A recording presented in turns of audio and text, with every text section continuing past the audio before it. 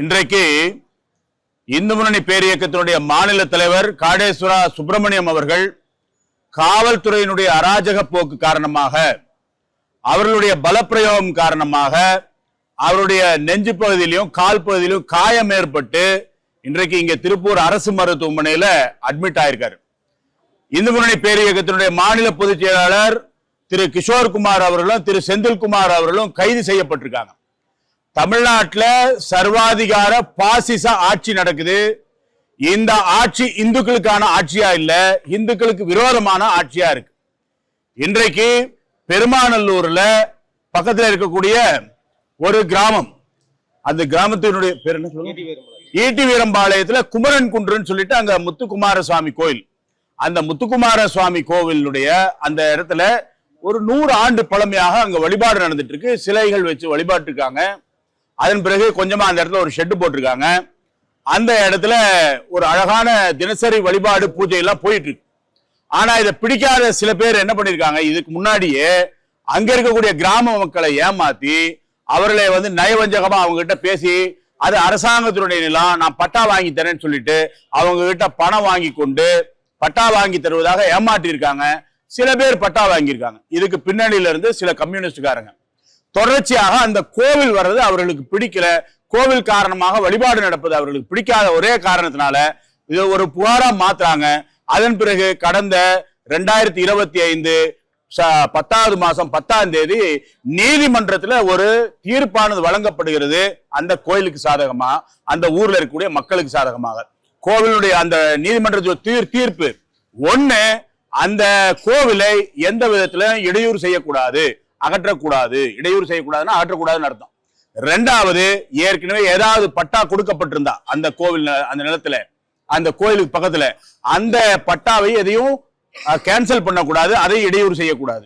3வது, இதை ஆட்சேபம் தெரிவிக்கக்கூடியவர்களையும் இந்த கோவிலை சார்ந்தவர்களையும் மாவட்ட ஆட்சியர் தலைமையில இதை ஒரு கூட்டம் அமைத்து, பீஸ் கமிட்டின்னு சொன்னா உங்களுக்கு எல்லாம் புரியும், அந்த மாதிரி ஒரு கூட்டத்தை அமைத்து பேசி தீர்வு செய்ய வேண்டும் என்பது நீதிமன்றத்தினுடைய அந்த தீர்ப்பு இருக்குது. இது ரிட் பெட்டிஷன் 4408 2025. இது மெட்ராஸ் ஹைகோர்ட்ல கடந்த 10ஆம் தேதி வந்திருக்கு. ஆனா இந்த தமிழக அரசாங்கத்தினுடைய அதிகார வர்க்கம், மாவட்ட நிர்வாகம் இந்த கோர்ட்டினுடைய தீர்ப்பை ஒரு பொருட்டாக மதிக்கவில்லை. இங்க கலெக்டர் ஆபீஸ்ல ஒரு மீட்டிங் போட்டு ஒரு விஷயத்தை முடிவு செய்து அதன் அடிப்படையில செயல்படுன்னு சொல்லி கோர்ட் சொல்லியிருக்கு. அப்போ எந்த அடிப்படையில, எந்த அதிகாரத்தின் பேர்ல, யார் கொடுத்த அதிகாரத்தின் பேர்ல, யார் பின்னாடி இருந்து இயக்கத்தின் பேர்ல இன்னைக்கு அந்த தாசில்தார் சந்திரசேகரா அவர் சுலைமான் காதரான்னு தெரியல, அப்படி என்ன வெறுப்பு இந்துக்கள் மேல தெரியல. அங்க இருக்கக்கூடிய கோவில் அகற்ற வேண்டும் என்ற எண்ணம் எதுக்காக அவருக்கு வந்தது தெரியல. எதற்காக திரு சந்திரசேகர் அவர்கள் இதை அந்த கோவில் அகற்றணும், அதாவது அகற்றுவதற்காக 15 நாளுக்கு முன்னாடி நோட்டீஸ் கொடுக்குறாங்க. ஆனா மாறாக அந்த மக்கள் வேண்டுகோள் விடுக்கிறாங்க, தீர்ப்பு இருக்கு சார், நீங்க தீர்ப்பு நாங்க வச்சிருக்கோம், நீங்க அகற்ற வேண்டும் என்பதற்கான ஆர்டர் கொடுங்கன்னு கேட்டா ஆர்டர் கொடுக்கல. எவிக்ஷன் ஆர்டர் வேணுமா வேண்டாமா, கற்றறிந்த பத்திரிகையாளர் நீங்களா இருக்கீங்க, ஆர்டர் வேணுமா காமிக்கணுமா வேண்டாமா, ஆனா காண்பிக்கவே இல்லை. திடீர்னு நம்முடைய இந்து முன்னணியுடைய தலைவர், இந்துக்களுடைய தலைவர் அவங்க கூப்பிடுறாங்க, சார் ஐயா இந்த மாதிரி எங்களுடைய கோயில் இடிக்கிறாங்க, எங்களுடைய பிள்ளையை போய் வளர்த்திருக்கோம், அந்த மாதிரி இருக்கக்கூடிய சிலைகள் அகற்ற போறோம்னு சொல்றாங்க அப்படின்னு சொல்லிட்டு கூப்பிடுறாங்க. மாநில தலைவர் அவர்கள் நம்முடைய மாநில பொதுச் செயலாளர் கூட அங்க போறாங்க. இந்து முன்னணி அங்க பக்தர்கள் எல்லாருமா சேர்ந்து போகும்போது அங்க இடிச்சு முடிச்சிடுறாங்க. திருட்டுத்தனமாக ஒவ்வொரு தடவையும் இந்துக்களுடைய கோவில்கள் தமிழ்நாடு முழுக்க 160க்கு மேற்பட்ட கோவில்கள் இடிக்கப்பட்டிருக்கு. இதே போல இடிச்சிருக்காங்க. இடித்தவர்கள் சிலையை சேதப்படுத்திருக்காங்க. சார், கோயில் இடிக்கிறேன்னு சொன்னா அவங்க எவிக்ஷன் ஆர்டர் காமிச்சிருக்கணும். ஒண்ணு, எவிக்ஷன் ஆர்டர் கொடுத்துட்டு என்ன பண்ணிருக்கணும், அந்த சிலையை பத்திரமா எடுத்துக்கங்க, நாங்க கோவில் எடுக்க போறோம். ஆனா வேண்டுமென்று இந்த சந்திரசேகர் அவருடைய உத்தரவின் பேர்ல அந்த இடத்துல ஜேசிபி வச்சு மக்கள் மனது புண்படும்படி, இந்துக்கள் மனது புண்படும்படி, முருக பக்தர்களுடைய மனது புண்படும்படி அங்க இருக்கக்கூடிய சிலையை உடைத்திருக்கிறார்கள். இத தகவல் தெரியுது. மாநில தலைவர் அவர்கள் நிறுத்த வேண்டும் என்பதற்காக போறாங்க. ஆனா அங்க போறதுக்குள்ளேயே அங்க என்ன பண்ணிடுறாங்க, இடித்து முடித்து விடுகிறார்கள். மக்கள் குமுறுகிறார்கள். ஒரு இந்துக்களினுடைய தலைவர் வந்திருக்காரு, அவர்கிட்ட தங்களுடைய ஆறுதலை சொல்லணும் அப்படின்னு மக்கள் எதிர்பார்ப்பாங்க. அங்க போனா போக விடாம தடுக்கிறாங்க. இவர் என்ன சார் இடிச்சு முடிச்ச கோயில போய் என்ன மேஸ்திரி வேலையை செய்யறதுக்கு போறாரு? மாநில தலைவர் எதுக்கு போறாரு? அங்க போய் ஆறுதல் சொல்ல போறாரு. ஏற்கனவே அங்க வந்து மிகப்பெரிய குமுறல் இருக்கக்கூடிய மக்கள், அங்க இருக்கக்கூடிய குமுறல் இருக்கக்கூடிய மக்கள் வேறு விதமான நடவடிக்கையில் ஈடுபடக்கூடாதுன்னு சொல்லிட்டு யோசனை பண்ணி அவர்களை ஆறுதல் செய்வதற்காக போகக்கூடிய மாநில தலைவரை எதற்காக, என்ன நோக்கத்தோடு நீங்க தடுக்கிறீங்க? அப்படி தடுக்கிற போது அந்த இன்ஸ்பெக்டர் எதுக்கு சார் முழங்கையில வச்சு தள்ளணும்? அவர் ஸ்டண்ட் வச்சிருக்காரு. மாநில தலைவர் 70 வயதாச்சு. ஒரு வயதை கூட நீங்க கன்சிடர் பண்றது இல்லையா? உங்களுடைய கருத்துல கொள்ள மாட்டீங்களா? நீங்க 70 வயதான ஒரு நபரை அந்த இன்ஸ்பெக்டர் ராதாகிருஷ்ணன் அவர்களும் சப் இன்ஸ்பெக்டர் பிரசன்னா அவர்களும் திட்டமிட்ட நெஞ்சில கையை வச்சு தள்ளியிருக்காங்க. இந்த இடத்துல அவர் வலியால துடிச்சிருக்காரு. ஒரு கணத்தில் கீழே விழுந்துடுறாரு. கீழே விழுந்து 2 நிமிஷம் என்ன நடக்குது நான் போய் பார்த்தேன். பாக்குற போது சொல்றாரு 2 நிமிஷம் என்ன நடந்தது தெரியல, ஒரு சுயநினைவு இல்லாத நிலைக்கு போயிட்டா அப்படி சொல்றாரு. அப்போ இந்த காவல்துறை யாரை தடுக்கணுமோ அவங்களை தடுக்கிறதே இல்லை. நேற்றுக்கு 50 பேர் தான் போகணும் திருப்பரங்குன்றம் மலை மேலன்னு சொல்லிட்டு அந்த கந்தூரி விழா, அந்த சந்தனக்கூடு விழா, கந்தூரி இல்லைன்னு சொல்லிட்டாங்க கோர்ட்ல. சந்தனக்கூட்டுக்கு போகணும்னு சொன்னா இவரை ரொம்ப புத்திசாலி காவல்துறை எல்லாம் பாத்துங்க. இந்த புத்திசாலியில எல்லாத்தையும் வச்சுக்கிட்டு இந்த அரசாங்கம் என்ன பண்ணுது தெரியல. 50 பேரா அனுப்புவாங்களாம் பேட்சா. அதுக்கு மட்டும் அனுமதி கொடுக்குறாங்க. 50 பேர் மட்டும் இல்ல, 10 பேர் போய் தீபம் ஏத்த முடியறதுக்கு அனுமதி இல்லைன்னு சொல்லிட்டு 144 போடுது. அங்க போய் ஆறுதல் சொல்ல போன மாநில தலைவரை பிடிச்சி தள்ளுறாங்க.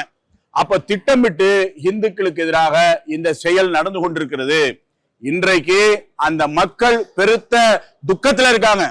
சொந்த குழந்தை போனா அந்த ஒரு ஐயா வந்து கதறாரு மாநில தலைவர்கிட்ட, அந்த மக்கள் என் பிள்ளைகளை போல வளர்த்த மாதிரி நான் அந்த கோவில நாங்க பண்ணமே அப்படின்னு சொல்லிட்டு அந்த மக்கள் வந்து ஒரு பெரிய வருத்தத்துல இருக்காங்க.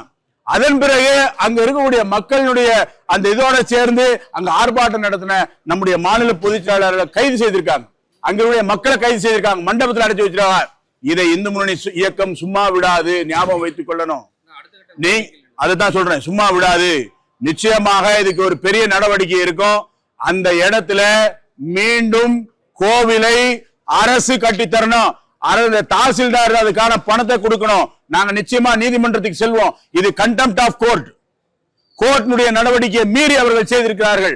யாருக்குமே இந்த ஜனநாயக நாட்டில் கோர்ட்டினுடைய உத்தரவை மீறுவதற்கு உரிமை கிடையாது. இன்றைக்கு திருப்பரங்குன்றம் மட்டுமில்ல, தமிழ்நாடு முழுக்க இந்த குமரன் குன்றம் அதேதான். இங்க பெருமாநல்லூர், ஈட்டி வீரம்பாளையம். அதனால நாங்க இதை வந்து கோர்ட்டுக்கும் எடுத்து செல்வோம். அந்த இடத்துல மீண்டும் அவர்கள் கோவில் கட்டி தர வேண்டும். கோவில் கட்டி தரவில்லை என்றால் இன்றைக்கு திருப்பூர் மாவட்டம் மட்டுமல்ல, திருப்பூர்ல மாநில தலைவர் உள்ள வைத்தா எல்லாம் உட்கார்ந்து பேசாம இருந்துருவாங்களா? இந்துக்களுடைய தலைவர் அவர். இன்றைக்கு பல இடங்கள்ல சாலை மறியல் ஆர்ப்பாட்டம் நடக்கலாம், அவங்களே தானா செய்வாங்க. அது மட்டுமல்ல, தமிழ்நாடு முழுக்கவே இந்த ஆர்ப்பாட்டமானது, இந்த போராட்டமானது, அறப்போராட்டமானது நிச்சயமாக நடைபெறும். இந்த அரசாங்கம் சரியான பதிலை கொடுக்கணும். ஆட்சியர் வரணும், இங்க வந்து பேசணும் தலைவர்கிட்ட. எதற்காக, யாருடைய அதிகாரத்தில் அந்த தாசில்தார் அங்க போனாரு, அதுக்கு பதில் வேணும். அதை மீண்டும் கட்டித்தர வேண்டும் என்ற உத்தரவாதம் தர வேண்டும். இல்லை என்றால் இந்து முன்னணி பேர் இயக்கம் இதனை ஒரு மிகப்பெரிய போராட்டமாக முன்னெடுத்து செல்லும். சட்ட போராட்டம் ஒரு பக்கம் நடக்கும், மக்கள் போராட்டம், பக்தர்கள் போராட்டம் ஒரு பக்கம் நடக்கும். இது ஒரு மிகப்பெரிய ஒரு நிகழ்ச்சியாக மாறும். எனக்கு என்ன ஆச்சரியமா இருக்குன்னா, இதெல்லாம் புரியாம ஆட்சி நடத்திட்டு இருக்காங்களான்னு தெரியல. இங்க இருக்கக்கூடிய இந்த காவல்துறையும் மாவட்ட நிர்வாகம் தமிழ்நாடு முழுக்க இந்த திமுக அரசு போகணும்னு அவங்களே முடிவு பண்ணிட்டாங்க போல இருக்கு. எல்லா இடத்துலயும் இந்துக்களுக்கு எதிராக செயல்படுறாங்க.